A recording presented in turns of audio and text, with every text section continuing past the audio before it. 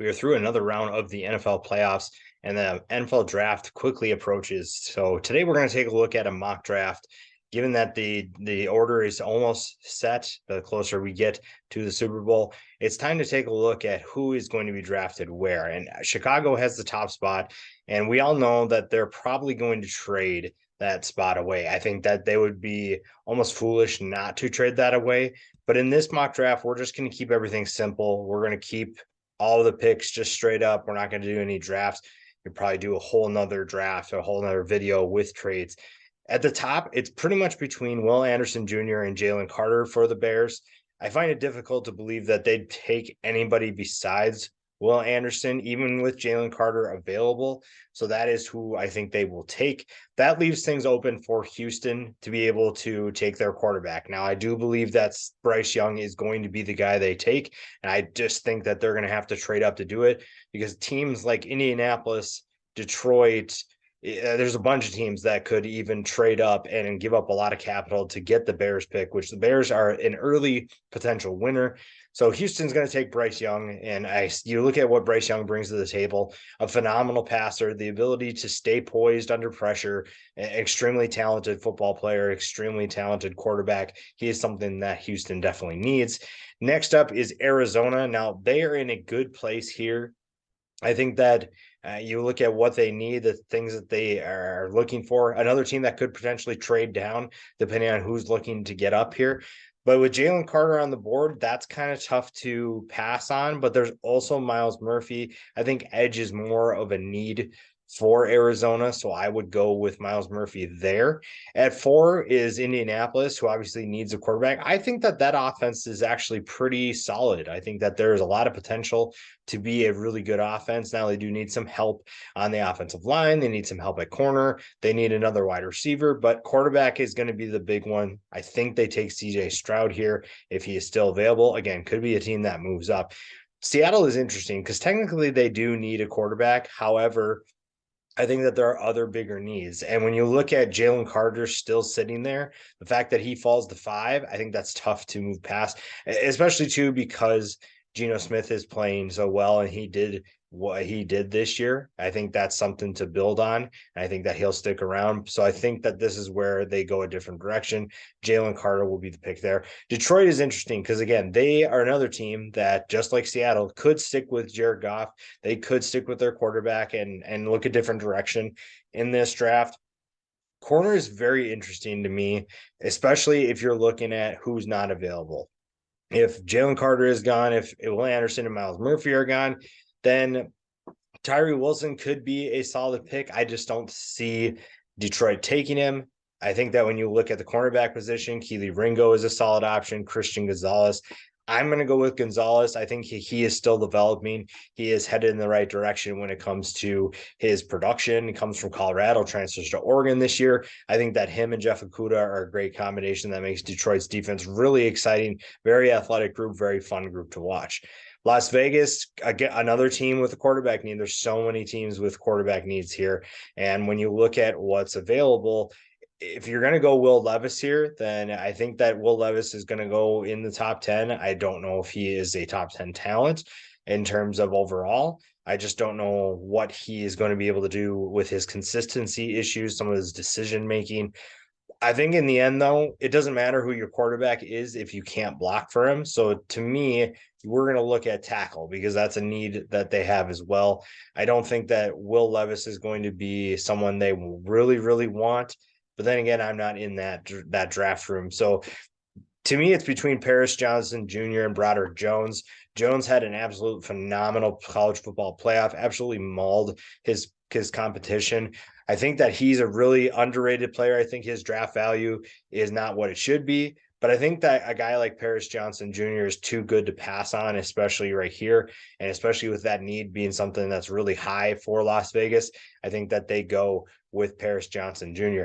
Now, Atlanta is interesting too, because there's so many different options for them here as well. You look at some of their top needs, basically on the defense side of the ball. You have edge, defensive line, and cornerback. Wide receivers, something I just did a mock draft last week, sent Quentin Johnston to the Atlanta Falcons, gives them one of the biggest trios with him, Drake London, and Kyle Pitts. But I think that Atlanta needs some help on defense, and Tyree Wilson is an interesting option. Brian Bresee is also, really those three needs that this team has, and Keely Ringo being the third there. I think that Tyree Wilson is interesting in terms of his potential. I think that there's a lot of room for growth in his game too. I know I said that he's probably someone that could go in the top 10. I just don't know if I see that yet. I think that maybe that's a little bit overreaction from before, where he wasn't even in the first round when we first started doing the prospects, and now all of a sudden he's moving on up. Maybe he is, maybe he's not. But I think that he is an interesting prospect here. Brian Bresee is an absolute dominant force when he is healthy. So if you want to pick between these two, by all means, go for it. I lean more towards Brian Bresee, so I'm going to go with that. Carolina, another team that needs a quarterback here, and I'm not going to go Will Levis. I'm going to go with someone who has higher upside, in my opinion. And given the situation for Anthony Richardson and Carolina, I think this is the perfect match. You have a new coaching staff coming in. You have a coaching staff that's going to want to build their quarterback. They're going to build him up. And Anthony Richardson is someone who needs some developing. He has a lot of great raw tools. I think that he's an extremely explosive playmaker, a cannon for an arm, and great legs. This is the perfect situation for Anthony Richardson when it comes to the NFL draft. Now you go to the luxury pick that the Philadelphia Eagles have, and you look at what they need, and two of those you can really fill in this position. It's just a matter of, do you want a cornerback more, or do you want an edge player more? When you look at Darius Slay and James Bradbury that run that defense, that run that secondary, that's a good group, and they need someone a little bit younger maybe to run the shows. But I think you can wait for a talented cornerback. With a guy like Tyree Wilson still hanging around, I think that potential has a lot of value. So I think that's what they would go with there. So we're going to go with Tyree Wilson, a 6'6", 275-pound monster who, again, is still developing. I think that's a really, really exciting pick. And the Eagles, who still have yet to play a playoff game because they're the first seed, get a nice player to add to their defense.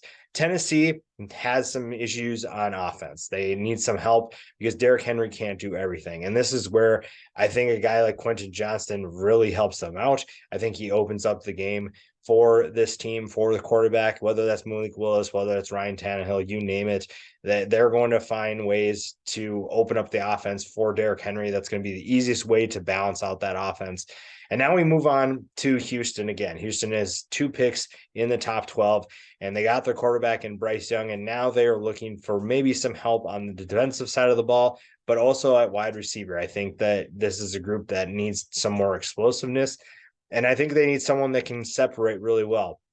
To me, Jordan Addison is the best separator in this class. I think he is phenomenal at creating space, and that is something that is going to be beneficial for a Houston Texans offense that needs to get better and find more explosive plays.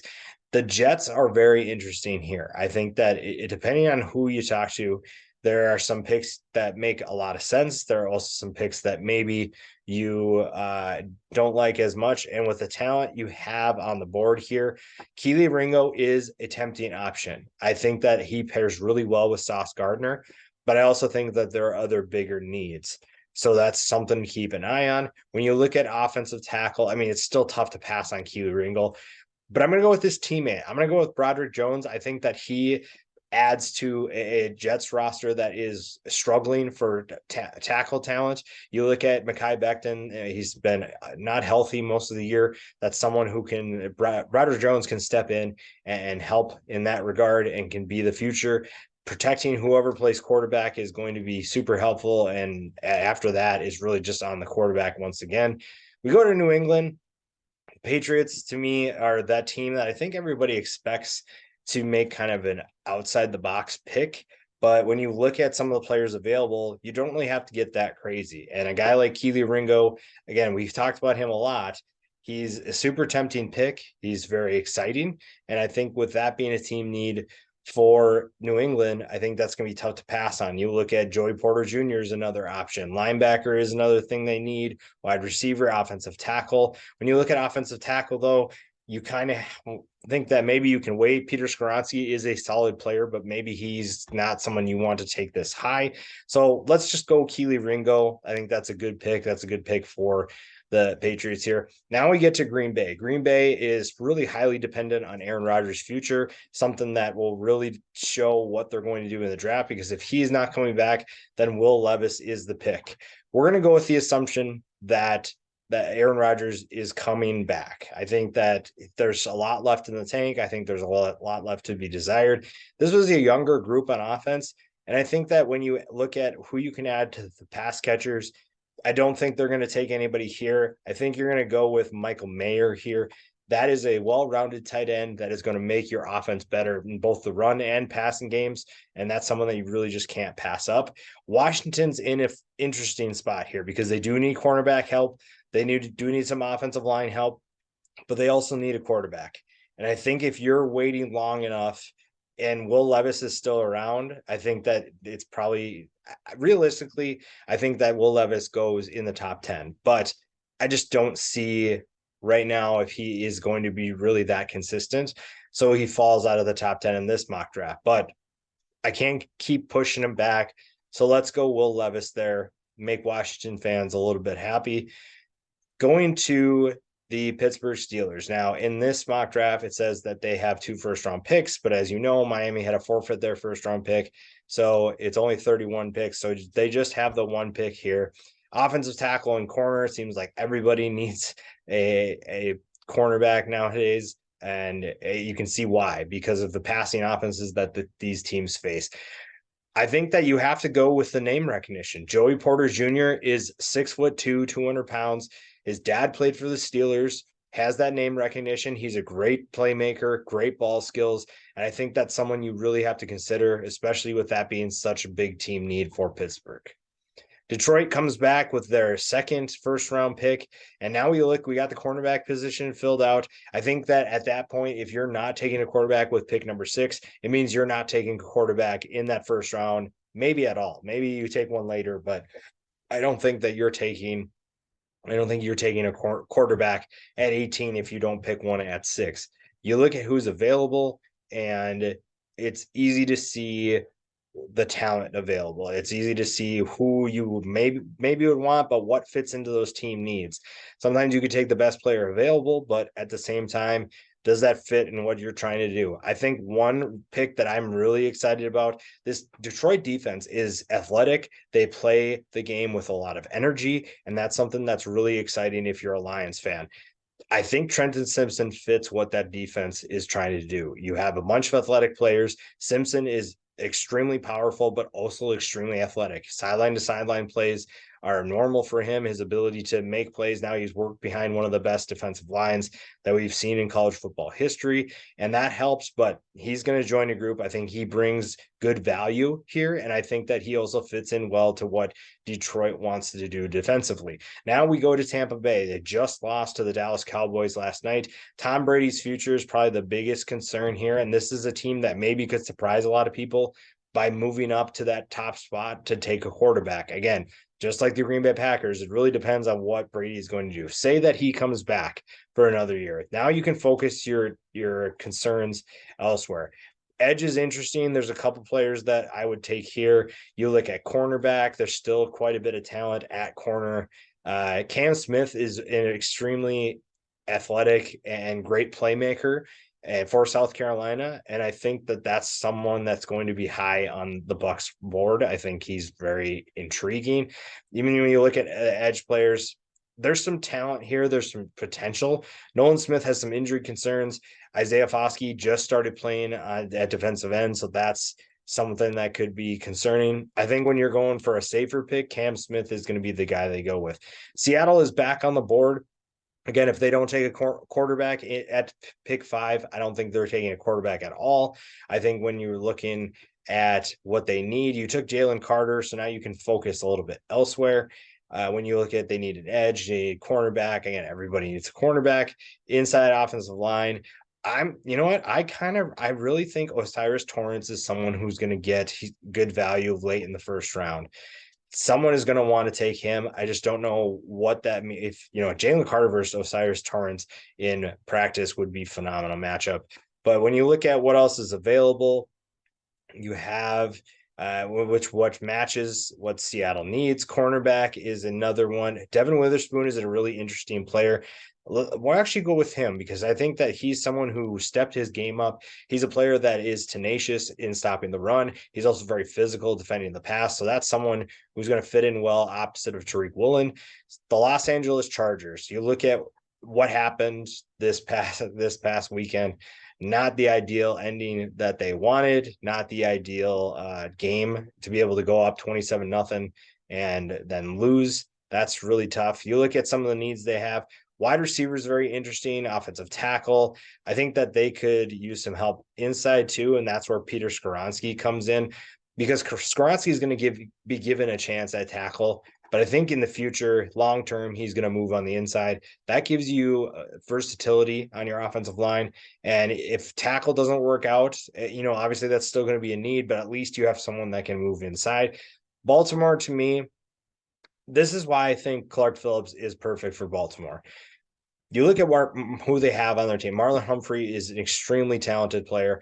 Marcus Peters is basically what Clark Phillips is in terms of extreme competitor, extreme confidence, and that's exactly what Clark Phillips needs to go into. He needs to learn from guys like that can help him because Phillips isn't the biggest guy, but he is someone that is going to put in a ton of work, a ton of effort, and he's going to find ways to win, not just on the field. He may not have the raw tools that a lot of players have, but he is someone that is going to find ways to win, find ways to make plays on the ball, and that's something that is really going to stand out when it comes to learning a new system and winning over his new teammates.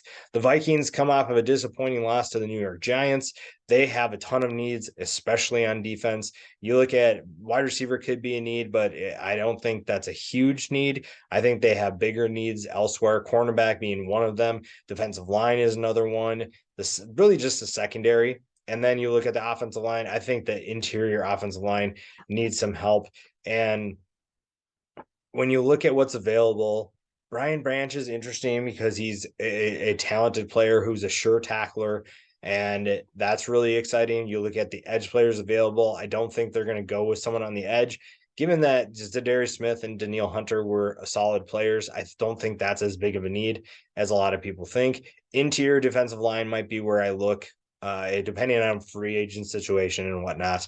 Linebacker, interior offensive line, another group that is it's tough because you look at what this last draft did for the Vikings. They had a lot of potential and they drafted a couple cornerbacks and a safety that could have played, but injuries just ruined that for them. That is another big concern. Again, depending on who they sign at free agency, that is going to be interesting. So when you're looking at who you can take, cornerback, there's not really many options. I think Emmanuel Forbes is better than this value. I think he's a potential star at the NFL level. But I'm going to go with something that I think that you're looking at potentially bolstering that offensive line. You could go with John Michael Schmitz from Minnesota. We're going to go with Osiris Torrance. I think he's an absolute mauler that elevates Minnesota's offense and someone that's going to make life easier for Kirk Cousins. Jacksonville is higher than I expected them coming into this year. And that's really exciting. I think that they need some help at wide receiver, even though the pass game really took some serious strides. Again, when you quick look at who's available, there are some options here at offensive tackle. Cornerback at this point, again, it's kind of taking a gamble. And so at that point, I think Jackson Smith-Njigba is someone who people might take a look at. But when you look at who else is available, I think that a guy like Jalen Hyatt or even Zay Flowers, Josh Downs, it's really going to be who you prefer. I think that I'm going to go here with Jalen Hyatt, give Trevor Lawrence some more speed. That'll be really fun to watch. Those New York Giants we talked about earlier, their playoff hopes are still alive. And you look at what they need, and if they move on from Daniel Jones, then they'd have to trade up for the most part. Wide receiver and cornerback, linebacker, all team needs for the Giants. When you look at linebacker, what's available, some pretty decent players. I think that that's really exciting to pair with a guy like Jalen Smith. Drew Sanders, I think, is really fun to watch. Noah Sewell being this low is kind of surprising. when you look at wide receiver again, you look at the talent that's available. Smith and Jigba, I think that hamstring is going to push him out of the first rounds. So we're not going to take him. We're going to look at other guys. I think Zay Flowers is very interesting. I think Josh Downs is very interesting. So you could go there. And honestly, at this point, let's flip a coin and we'll just go Josh. Now you will go Zay Flowers. I think he's an underrated talent at Boston College. He's going to find that the NFL maybe gives him more support than he had with the Eagles. The Cowboys is very interesting. Cornerback, wide receiver, linebacker, running back. I think Tony Pollard, if he comes back, is going to be expensive, and they already have Zeke Elliott. So an interesting pick, I'm not going to do it, would be Bijan Robinson, because eventually Elliott's going to be gone. If Tony Pollard walks in free agency, then a guy like Bijan Robinson could be very intriguing. Jahmyr Gibbs is another guy that could be intriguing. I like both of those guys. But we'll look at other needs here. Again, cornerback, a little bit disappointing in terms of who you could get. Linebacker, I think that Micah Parsons would love some help on the interior. I'm actually going to go with Drew Sanders here. I think that's a good player, an extremely athletic player. Noah Sewell is still on the board. I think he could have been the pick as well, but Drew Sanders, just to be a little bit different, is an extremely enticing pick. Then you go to the Bengals. Everybody, again, needs a corner. Everybody needs a tackle. Get in line, basically. If you're not protecting Joe Burrow, then I think that it's going to be kind of difficult to defend. But at the same time, they've gotten tremendously better. And I think a guy like Darnell Washington gives them an extremely enticing option at tight end. I think that you can't really go wrong with who you're going to pick here. There's a lot of good options. Safety, even Brian Branch. We'll go to the defensive side of the ball. I think that Cincinnati's offense is good enough, and I think their defense could use a guy like Brian Branch. Denver is in a tough situation where you need to pick things up. You need to figure things out. And there's a lot of team needs here. So edge, offensive tackle.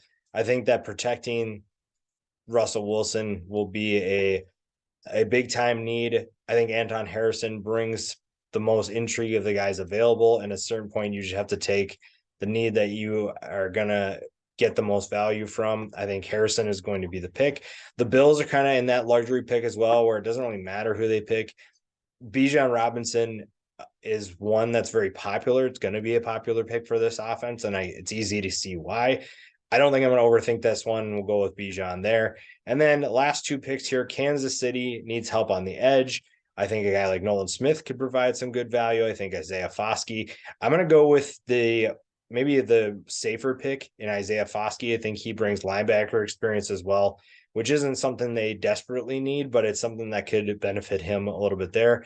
Even offensive tackle, you look at DeJuan Jones could be an option. Darnell Wright is another solid option, but I'm going to go with the defensive side of the ball here. And then to wrap things up, we have the Philadelphia Eagles again, cornerback, running back, defensive line. When you look at who's available at cornerback, you could get some of these guys in round 2. So I don't think we're going to go there. When you look at defensive line, Siaki Ika is, I think, a really intriguing player. Same with Javon Dexter, a 6'6" player that is going to be an absolute menace for this defensive line. But since we already went defensive line, and you could probably get some of these guys later, we're actually going to go to running back. I think it's kind of hard for me to give up on Jahmyr Gibbs as a first-round pick.